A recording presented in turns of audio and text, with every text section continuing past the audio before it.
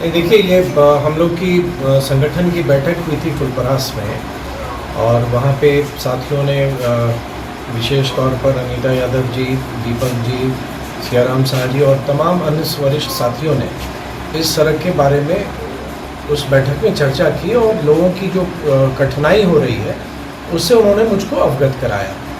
तो मैंने एक प्रयास किया क्योंकि एक जनप्रतिनिधि के सामने कोई विषय आता है तो वो सिर्फ अपने क्षेत्र तक सीमित नहीं रहता है, मतलब वो कहीं के लिए भी आवश्यकताओं के अनुसार जनहित में वो प्रयास करता है। विधानसभा में भी हम लोग उसी तरह करते हैं, अपने क्षेत्र के अलावा भी महत्वपूर्ण विषयों को अन्य क्षेत्र के भी होते हैं तो उनको उठाते हैं।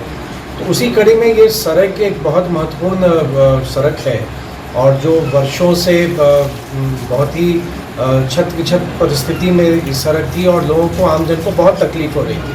तो जब हमारे साथियों ने इस बात से मुझको अवगत कराया तो मैंने एक प्रयास किया और मुझे प्रसन्नता है कि लोगों की आवश्यकताओं को समझते हुए सरकार द्वारा इसको मंजूरी मिली है और मुझे पूरा विश्वास है कि शीघ्र ही जो औपचारिकताएं हैं निविदा की वो पूर्ण हो जाएंगी और लोगों को एक बेहतर सड़क उपलब्ध हो सकेगा।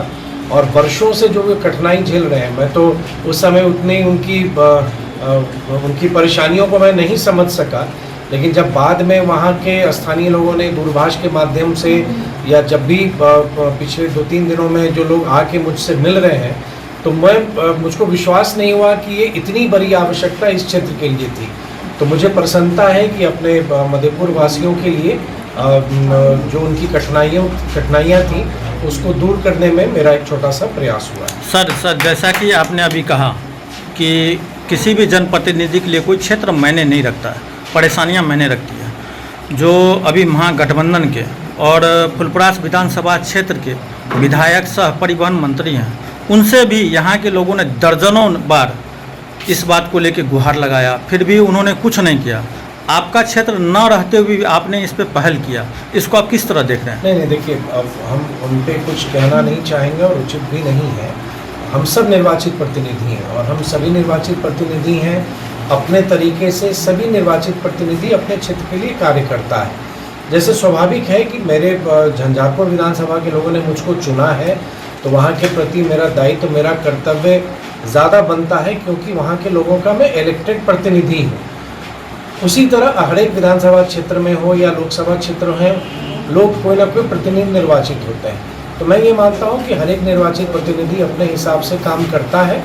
अब ये उनके ऊपर है और मुझको नहीं लगता है कि मुझको उस पर कुछ कहना चाहिए। और मेरा भी यह है, देखिए, सड़क कोई बनवाए वो मायने नहीं रखता है, जनता का हित सर्वोपरि है। और लोकतंत्र की यही खूबसूरती है कि जनप्रतिनिधि किसी भी दल का हो, अंत में वो जनता की बेहतरी के लिए, तो किसी भी दल के हों, सब मिलके हम अपने क्षेत्र के लोगों के चेहरे पे मुस्कुराहट लाएं, सबों का यही प्रयास होना चाहिए।